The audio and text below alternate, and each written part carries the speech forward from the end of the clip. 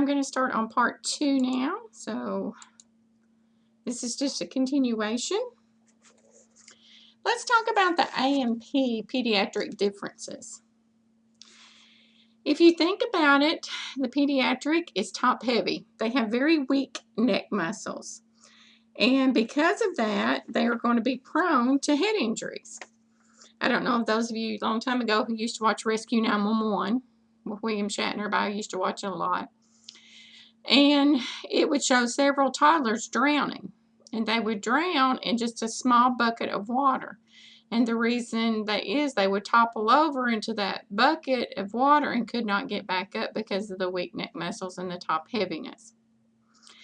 Cranial bones are thin and not well developed. Therefore, they also have unfused sutures. And then you've got the subarachnoid space. This is very small. And so they're not going to have as much cushion for the brain. They're at a greater risk for vertebral body fractures or vertebral fractures related to falls because of lack of ossification. And the assessment guides are going to be a little bit different because you're going to have to use the theorist. Woohoo, right? All right. So what makes, let me go up here to my full slideshow. So what factors contribute to the slower reflexes and longer response time seen in the elderly? Well, lifestyle habits, which we've already talked about, if you chose to drink and smoke and other things along the way, that kills off some of them. Just everyday slower reflexes. We have slower reflexes as we get older. Things don't just get up and go as they used to. The aging process has a big influence on that as well. As we get older, it contributes to our longer reflexes because our acetylcholine and some of our other things don't get up and go and do like they used to do. So decreased reaction time, decreased slowness of the acetylcholine, the neurotransmitters, decreased quality and quantity of the neurotransmitters. So, review the cranial nerves. I'm not going to go over these, but the way that I remember them is Old Olympus towering top of Finn and German viewed some hops. They are listed in your Med-Surg book on page 912 at the top as a review. It goes over the cranial nerve, the origin, the type, and the function. You'll need to look over that. It says article alert. I've decided not to give you that article, just review and know how to test for these. And we went over that in physical assessment, head-to-toe checkoff. So this is just a review. So how does aging affect the cranial nerve process? How does aging affect the cranial nerve function? Or does it even affect the cranial nerve function? And the answer is yes, it does. If you look on the bottom of page 912, goes over a little bit about something, the central nervous system related to aging. But when we think about cranial nerves in general, if you take, for example, cranial nerve number 1, olfactory, we know as we get older, we have a diminished sense of smell. So if we have a diminished sense of smell, things don't taste as good. So we don't eat as good, and our appetite is not as good. 2, 3, 4, and 6, we know is related to the eyes. We know that we have trouble with farsightedness. We have trouble with slower adjustment to lighting. We can't see to drive well at night. So lots of different effects of the eye as we get older. The facial nerve, the acoustic nerve, is affected dramatically. You have a reduced gag reflex.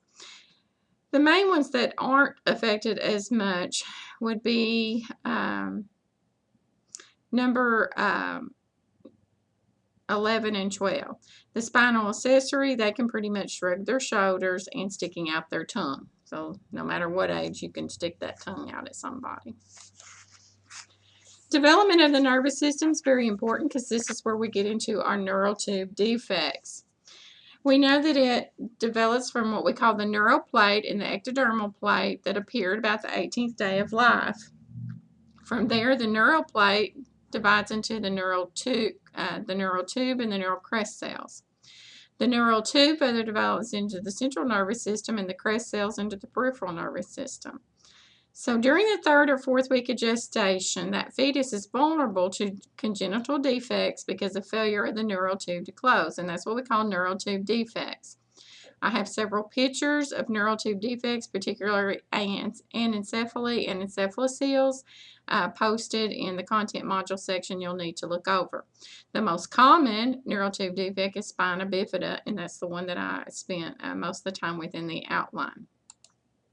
Here it is in visual format. The neural plate, ectodermal plate, 18 days of life, divides into the neural tube, the neural crest cells.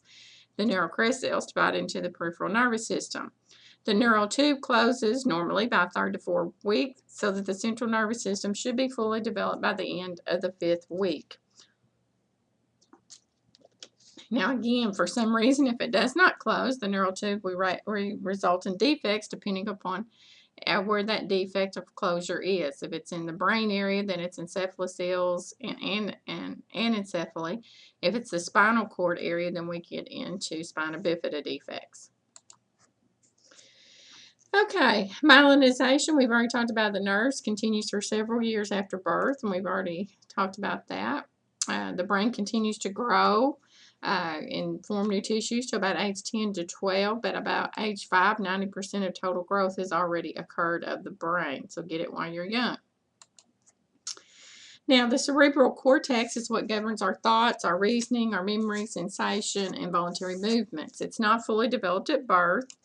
Thus, the brainstem and the spinal cord have to dominate. And now, how do they do that? By infantile reflexes.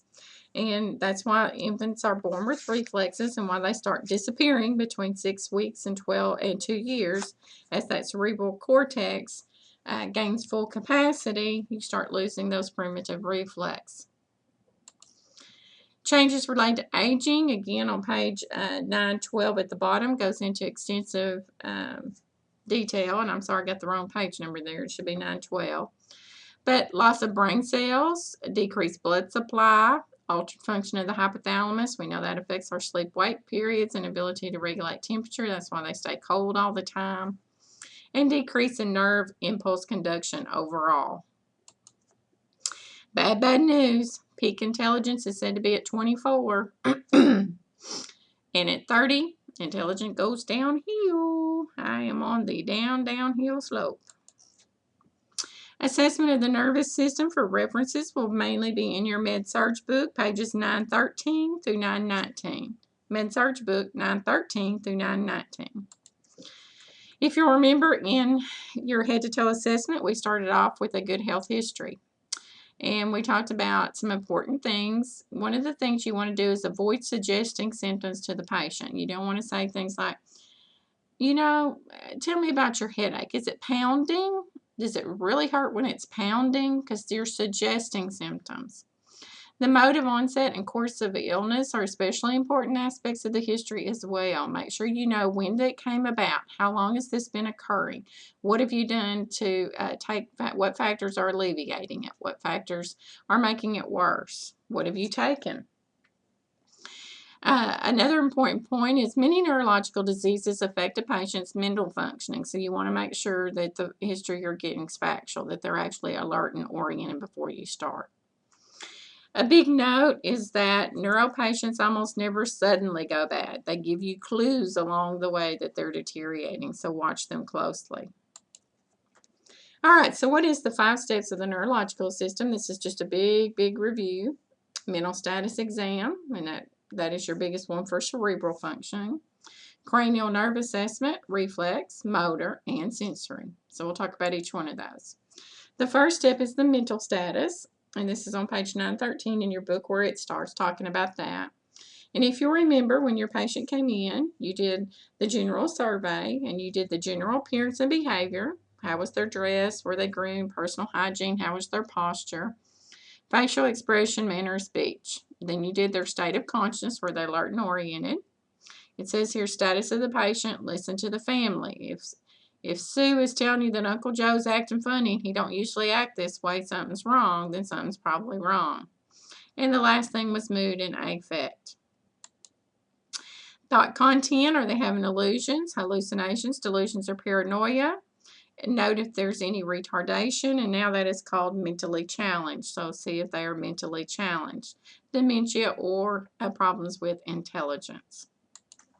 It says, do you remember these under levels of unexpected levels of consciousness? You may want to remember these. There is the state of confusion, which most of us stay in. That'll be mental slowness, impaired decision making. I myself stay in that one. There is drowsiness, where they fall asleep quickly, sluggish, but they are arousable. Some of you are lethargic a lot. Obtunded, you are arousable, but it's only with stimulus. That happens quite a bit. Delirium, a state of confusion with agitation and hallucinations. Stupor, you're arousable for only short periods to visual, verbal, and painful stimuli, and you need vigorous and repeated stimuli. And coma state, where you are not arousable, absence of most reflexes, and neither awake or alert. The Glasgow Coma Scale is another way to measure behavior and levels of response, and it tells you on page 918 in your Med-Surg book and 930 in your PEDS book. It gives you an example of a Glasgow Coma Scale. The three main categories are eye-opening, best verbal response, and best motor response. If you look on these, the biggest difference between the peds and the adult is the best verbal response. They divide up the verbal response between those older than 2 and those younger than 2. So look over that because it is different in the verbal area. As far as the scoring, both have the high score of 15, the lowest score of 3, and anything below 7 is considered to be in a coma. Now, what about stimulation? Because they say many times we don't stimulate our neuro patients enough to get a true picture of their neurological response. The sequence for that is voice, shout, shake, and pain. Most of us figure voice, shout, and shake. How do we stimulate pain in a neuro patient? Well, painful stimulation falls into 2 main categories. If you haven't downloaded the article using pain to assess neurological responses, please do so. You've got central and peripheral. How do I test central pain? This is pain that the brain responds to, central stimulation. There's 4 major ways. I've only listed 3 here. I didn't list the mandibular pressure because it is very painful, but I will go over it in this article. If you'll get your article out, it talks about the trapezius squeeze, and it says this is an excellent way to get a response. The trapezius muscle is a flat triangular muscle that covers the shoulder like a scarf, extending from the back of the neck to the shoulder. Grab the trapezius muscle, not just the skin, but grab it with your thumb and 2 fingers, pinch 1 or 2 inches, and twist. So I would suggest you try that on yourself or someone else to see that it does elicit pain. Supraorbital pressure you can do on yourself. Of course, avoid this technique on anyone who's had facial fractures or who have long thumbnails, if you've got long thumbnails. You want to feel the orbital rim a bit under the patient's eyebrow until you find a small notch near the center. There is a nerve that travels through it. With your thumb, push hard on that notch. That will trigger intense local pain like a sinus headache.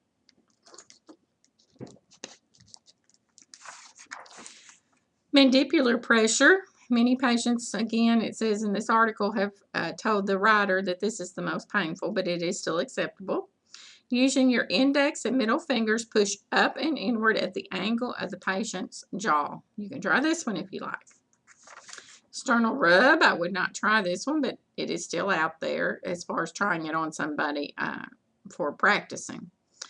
But you want to apply pressure with your knuckles to the mid-sternum. Make sure you're not over the xiphoid process. And rub it as if you're grinding a peel. Don't do it like you're scrubbing back and forth on a washboard. Make sure you do it like you're grinding.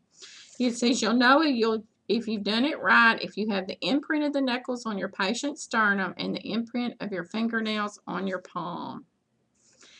If you want to test for peripheral pressure, then this sinus responds to peripheral.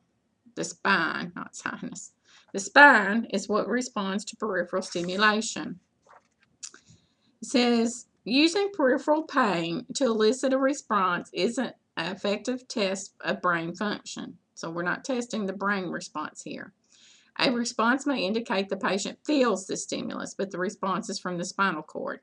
If the patient didn't respond at all to central stimulation, then apply peripheral stimulation to all four extremities to establish a baseline. If all but one of his extremities responded to central, then you only have to test the non-responsive extremity. And it says brace your patient's finger or thumb on the pencil sideways over the proximal nail plate close to this cuticle. Push down as hard as you can. Now it does say this technique will do bruising over time, so vary the appropriate fingers and toes. A big thing, it says if your patient shows no response to pain after 30 seconds, you've given the stimulus long enough to get there and you can stop. So no more than 30 seconds. The second step is the cranial nerve assessment. Page 912 again goes over those, and you've been over those, so I'm not going over them again. Just make sure you know how to assess for them. Cranial nerve. Step 3 is reflex testing. And the third step is the motor reflexes, and you're testing the involuntary contraction of the muscles. On page, go back a little bit.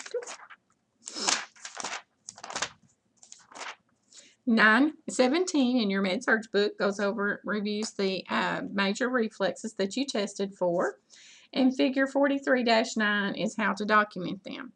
You can do either a stick person and do the plus signs, or you can write it out. 0 meaning absence or no response. 1 plus meaning weaker than normal, hypoactive. 2 plus being normal. 3 plus meaning stronger or more brisk than normal. And a 4 plus is hyperactive. Now please note it says 1 and 3 may be normal for some individuals, and I think y'all figured that out when y'all were testing, some of you who are in the 1 to 3 range. What you don't want to see is someone in the 0 or 4 range. There's the 5 major reflexes again. And again, you can look at those on page 917 if you've forgotten how to elicit them. The big thing it reminds you is that valid findings depend on the proper use of a hammer, the proper positioning of your patient, and that they are relaxed. Not as easy as said as done, is it? Do you remember what is the Babinski response? The Babinski response. And how long is the Babinski response normal in children? Remember when you took the end of the reflex hammer and you strolled it across the bottom of the foot? When you stroke it across the sole of the foot, if the central nervous system is intact, then the toes contract and draw together, dorsiflexion. But if there is central nervous system disease, the toes fan out. They fan out. So you don't want to see them fanning out. Now that's called a positive Babinski response, and that is normal in children though, up to about age 18 months. So for anywhere from 12 months to 18 months, that is normal. And the reason that is normal, again, has to do with that myelinization. The fourth step is the motor system assessment. And this is the highest level of normal response, is the ability to follow commands by checking muscle strength. Normal muscle strength is graded on a scale of 0 to 5. So if they could move their arm, but if you touched it and it fell back down, they couldn't overcome the force of gravity, they would get a 2 out of 5. If you had them put their arm up and you tried to arm wrestle them a little bit, but they were weak and it fell over, they still get a 4 out of 5. And then if you get them to arm wrestle you and they can do good, then they get a 5 out of 5. If they're not doing anything at all, when you're trying to get them to move, it's a 0 out of 5. If they're sitting there and you try to get them to move and you can see the muscles contracting, jerking as they're trying to move, but they can't move, that would be a 1 out of 5. Motor system also assesses balance and coordination, and y'all assess these as well during your checkoffs. Balance is when you observe the patient's stature and their gait, and then coordination is when you did the finger to nose test, the pronation, subnation rapidly, and then the heel to shin. Also, you want to check for abnormal posturing in the comatose patient. This is on page 918. It shows you a good picture in your med-surg book. In your PEDS book, you can find a good picture on 932. As you can see there on the two types of posturing, the decorticate versus the decelebrate. On the decorticate, they're going towards the core, so they're flexing, rigid flexion. The arms are moving towards the core of the body. That usually indicates partial brain functioning. Now, the decelebrate, which is the worst of the two, is rigid extension. And this is the one you usually have brainstem damage. So you don't, of the two posturings, you'd rather just see the decorticate than you would the decelebrate. The fifth and final is sensory system, and you have their eyes closed during the sensory system assessment. And you check for these 6 things. Light touch, and you'll remember you did that with a cotton ball. It talks about these starting on page 915 in your med-surg book. You had them close their eyes and tell you now when they could feel it. Pain and temperature you did with sharp and dull. And remember, if pain is intact, temperature is automatic intact. Vibration sense is when you took the tuning fork and you vibrated, you elicited the response and put it on their big toe, and they could tell you they could sense the vibration. Position sense, that with their eyes closed, you could move their toe up or down, and they can tell you what position you moved their extremity. 2 point, remember you started out with 2 points and you kept going in until they told you it was 1. Grathethesis and sternogenesis I've already talked about. Make sure that you know about recording assessment. If you're on a general med-surg floor, this isn't as important, but if you get to out in the world and you decide to work on a true neuro unit, then you need to be very familiar with these terms and how to grade reflexes and muscle strength, and make sure that you're grading them on the proper scales. Diagnostic studies, make sure you review these in your book. In the med-surg book, it starts on page 919. In the PEDS book, there's a good review on page 933. If you look on page 924 in the med-surg book, it's significance of cerebral spinal fluid findings, and that's what I want you to concentrate on for my section. Also, lumbar punctures it talks about. Make sure you know about lumbar punctures as well, and that's in the notes that I've already talked about and posted. If you have any questions or concerns, please do not hesitate to get with me, and I will help you in any way that I can. Thanks. Have a great day. Hardest part's over.